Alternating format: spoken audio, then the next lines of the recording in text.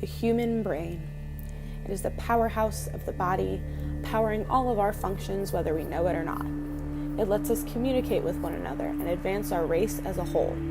It has given us the power to create societies, technology, cities, and even take us to the moon and beyond. It is the reason you are even sitting here, watching this video in the first place. Everything we have, we owe to the brain. However, just like you can catch a cold, your brain can catch an illness. Some colds are really hard to shake, especially if you're not taking good care of yourself. Your brain is the same way. Instead of a cold, though, your brain can catch depression, anxiety, post-traumatic stress disorder, or any other host of mental health issues.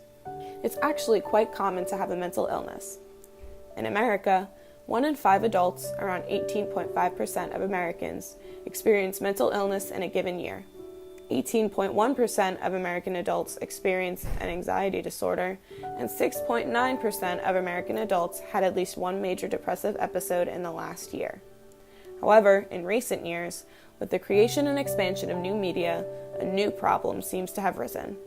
Now, they're actually saying that a lot of teens who are using Facebook too much are really at much greater risk for depression, strangely enough. Yep, several studies have found that teens who use Facebook and other social media sites are at a higher risk of developing depression, a phenomenon known as Facebook depression. The hypothetical father of new media, Marshall McLuhan, is quoted with the phrase, "The medium is the message." Mark Fetterman translated this phrase to mean that after a long period of time and experience with the new innovation, we look backward and realize there were some effects of which we were entirely unaware at the outset. Enter Facebook depression. It is defined as depression that develops when preteens and teens spend a great deal of time on social media sites, such as Facebook, and then begin to exhibit classic symptoms of depression. This can be extremely dangerous, as those who suffer from Facebook depression are at risk for social isolation and sometimes turn to risky internet sites and blogs for quote-unquote help that may promote substance abuse, unsafe sexual practices, or aggressive or self-destructive behaviors. We hear about these teens trusting internet strangers with their most valuable information and being influenced to participate in dangerous behaviors and scoff at the idea. It seems ridiculous to us. However, as a person with depression and anxiety who grew up with ever-expanding new media, the idea isn't far-fetched to me because I used to do that. In the early days of Instagram and Tumblr, before mental health was often discussed on the scale that it is today, it was easy to find pictures of how to cut yourself or inspiration on why you should starve, often shrouded as, quote, "thinspiration." When I had depressive episodes as a young teenager, I would sit on my iPod, back when iPods were a thing, and look through my Instagram and Tumblr feeds in search of someone that would get me. I looked up the triggering tags and was brought to slews of images and posts.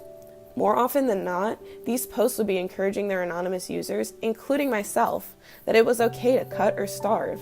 I looked up how hard it was now to find these for the sake of this project, and it's still as easy in 2018 as it was when I was in middle school. If you're really dedicated to finding these things, all you have to do is click through the warning messages.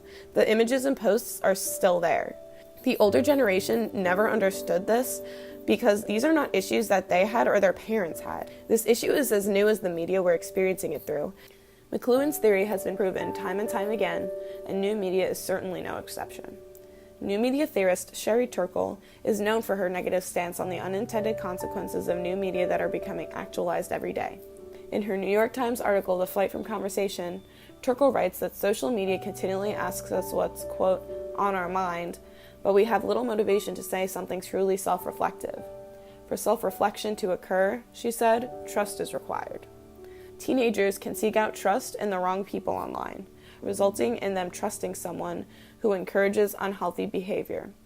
Turkle isn't the only one who sees this either. C.R. Blees from the University of College Dublin speculated that the greater the exposure a user has to successful others, the greater is the opportunity for negative social evaluation.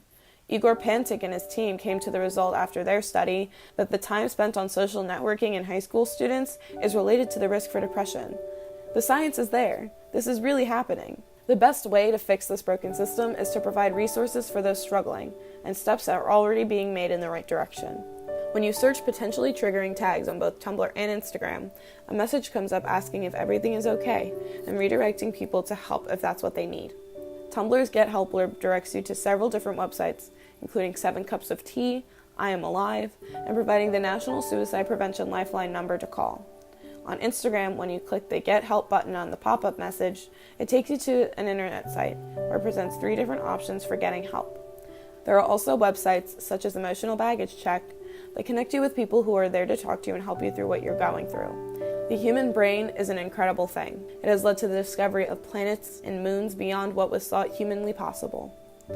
It has created technology to help paralyzed people walk again, methods for wiping out major diseases, and gave us a mini supercomputer that can contact someone anywhere in the world that can fit in our pocket. It created new media, and consequentially invented this message of increased likelihood of depression in young adults.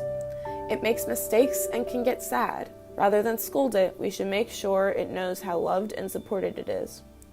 We're all rooting for you, brain. We're rooting for you.